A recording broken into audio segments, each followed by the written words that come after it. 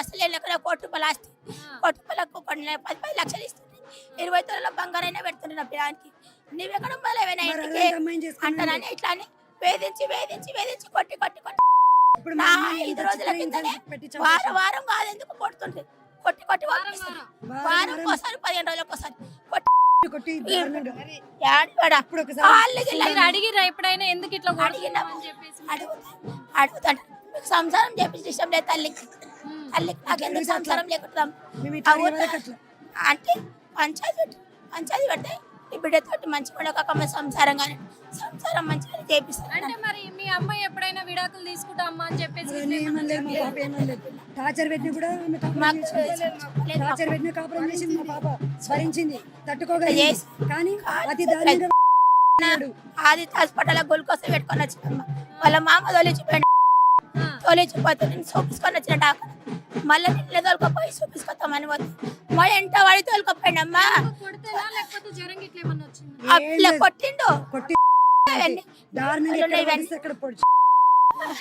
అయితే చూపించుకుందామని అనుకున్నామ్మా వెనుకొని పరిగెత్తుకొని సంపద హాస్పిటల్ కాడికి వచ్చి హాస్పిటల్ పోయిన వాడు మా ఊరు ఆమె గుర్తుపట్టి అడిగితే చూడలేరు ఇక అది హాస్పిటల్ వాళ్ళ పోయిన చూడలేడు రక్తం లేదేమో ఫెయిల్ రక్తం పట్టిన నెక్కి సార్ అని కాలేళ్ళు మొక్కిన ఆ సార్ అన్నాడు బిడ్డ నాతో కొట్లాడిన బిడ్డతో మాట్లాడి వాళ్ళ నాయన ఫోన్ చేసిండమ్మా ఫోన్ చేశారు అంటానండి మేమన్నా అది చికిత్స తగ్గుతుంది అనడం వాళ్ళ నాయన బిడ్డతో అనడం మాటలు పటేల్కి ఫోన్ చేసినాం ఇట్లా చేస్తున్నాడు పటేల్ అంట నేను చెప్తే పటేల్ అన్నాడు మంచిగా ఉంటుంది కదా నేను చేపిస్తాను పటేలా నేను నా బిడ్డకు పానం బాగాలి చూపించుకొని వస్తాను ఈ ఊళ్ళో డావకన్లు లేవా అని మమ్మల్ని అంటే వాళ్ళకి గుంజుకొని వచ్చిండమ్మా మొత్తం జగడం ఆడి మా కారు మలుపుకొని వచ్చిండు ఖాతాలు తీసుకొని వచ్చిన కాదు హాస్పిటల్కి వద్దు అన్నాడు మీరు చూపిస్తారా డాక్టర్ సాగు వచ్చినాక నేను చూపిస్తాను నేను దొరకపోతా మీరు చూస్తే మీరు దొరకపోండి అంటున్నాను.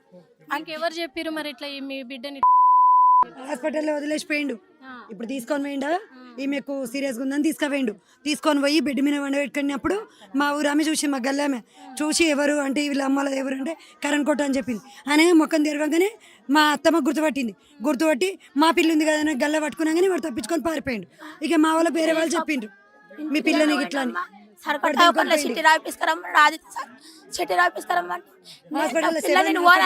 బిడ్డే ఫోన్ అంటే గుంజుకోపోయినా మన బిడ్డనే ఆటోలోకి వెళ్ళి నేను వస్తానంటే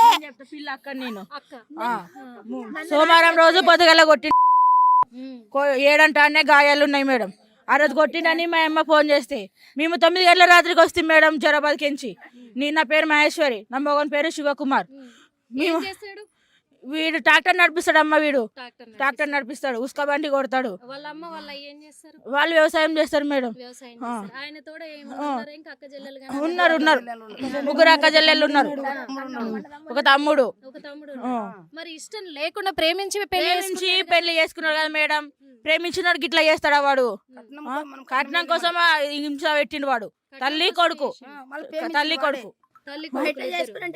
బయట పోయి చేసుకుంటామంటే ఎప్పుడైనా అమ్ముళ్ళ ఇంటికి వచ్చి మన కట్నం కావాలి చేయాలి బంగారం కావాలని అన్నారు. కళ్యాణ లక్ష్మి పేదలు వస్తే సగం ఇస్తామని కూడా అన్నది మా అమ్మ. ఇస్తామన్నాక వారికి ఏం బాధ మేడం. మొన్న కొట్టినాక హాస్పిటల్ నిన్న తోలుకపోయినా మేడం.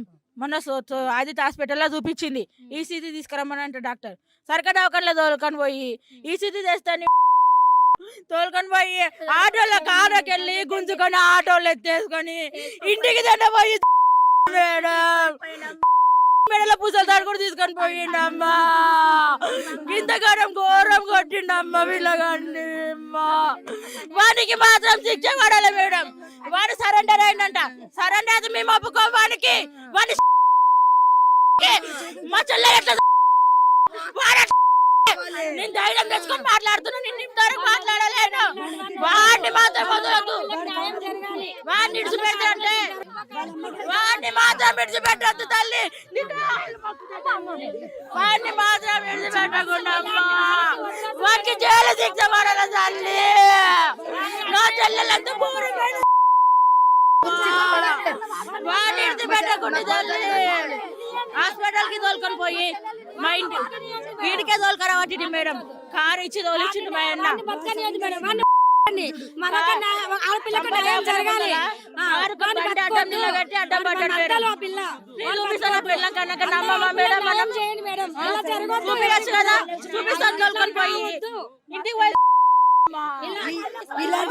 ఇలాంటి దారుణం ఏ ఆడపిల్లకి జరగకూడదు జీవితంలో, గుర్తుపెట్టుకోండి.